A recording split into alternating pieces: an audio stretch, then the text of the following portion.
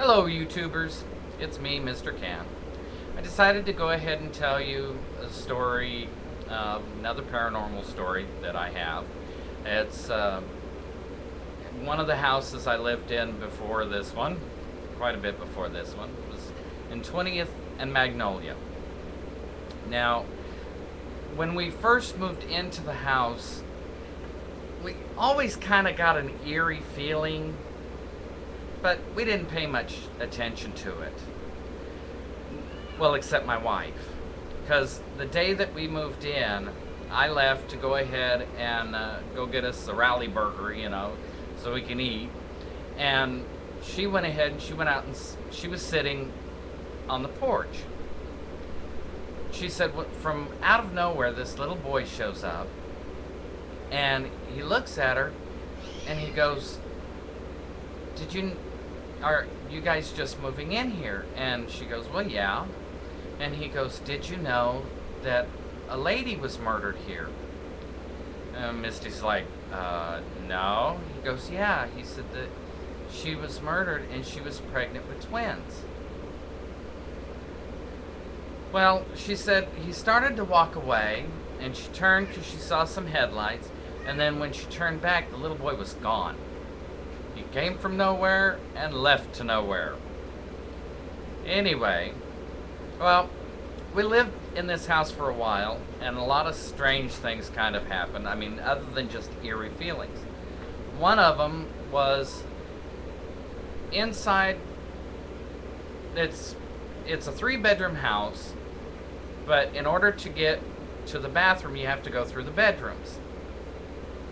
And then the bathroom was kind of in between 2 of the bedrooms. And then across from the bathroom was a closet, which you had to use a skeleton key to go ahead and, unlock and open. Well, I had to lock it because it always gave my wife a weird feeling. Well, it seemed every time that I left for work, we had a cat named Sylvia. It was my mother's cat. And Sylvia would end up in the closet, locked in this closet. Well, about the 3rd or 4th time this happened, I was bound and determined to find out how this cat was getting into the closet. So we went in, I unlocked the door, I opened the door.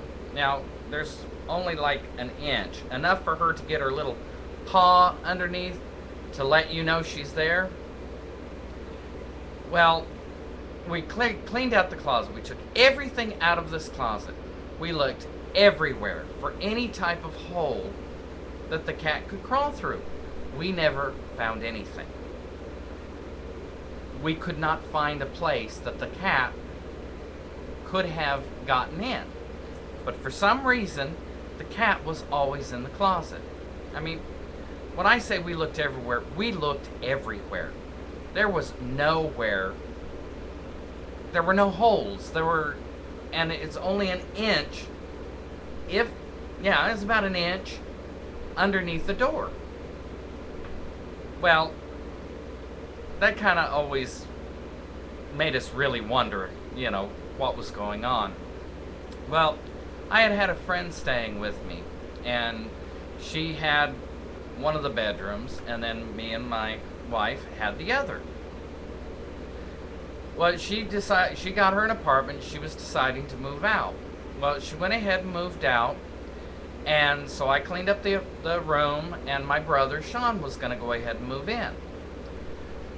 So I cleaned it from top to bottom. I cleaned out this other closet, cleaned it floor to ceiling. There was nothing in this closet.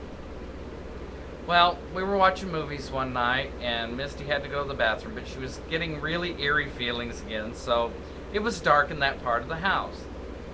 So I grabbed the flashlight, and I start walking through, and I'm kind of teasing her a little, oh, what's that over there? What's that over there? And I said, what's that over there? And I turned the flashlight to the closet, and up on the shelf, there was something there. It was fuzzy. And I know there was nothing there. I cleaned that closet. I know she didn't put it up there. So I reach up and I pull down a baby doll. and it was a little black baby doll. I have no clue how it got up there. So it really unnerved us. Well, went ahead and we left the room and we went back into the living room. Well, my brother showed up not that long after. And so I was telling him the story. And I was taking him through the motions, and I said, and I was teasing her, and I was going, what's that? And I said, and then I went like this, and when I did, up there on that same shelf, there was something else there. And I reached up and pulled it down, and it was another baby doll, another black baby doll. Well, now my brother's thinking we're playing a joke on him, but we weren't. We still have no clue how the baby dolls got up there. When I pulled down the first one, I checked. I felt up there to see if there was anything else, and there was nothing. I looked up there, and there was nothing else there.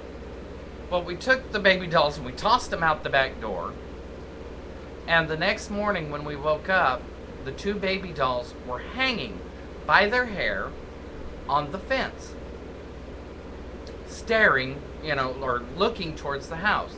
Now, when I tossed them out the back door, I only tossed them a couple of feet. I didn't chuck the things, I didn't throw them. I just tossed them out the back door because it really kind of freaked us out. The foot was probably about 20 feet away. So how they got there, I still don't know. But anyway, that was pretty scary. There's another incident, but I don't want to make this too long. So anyway, thanks for watching. See you all later. Bye.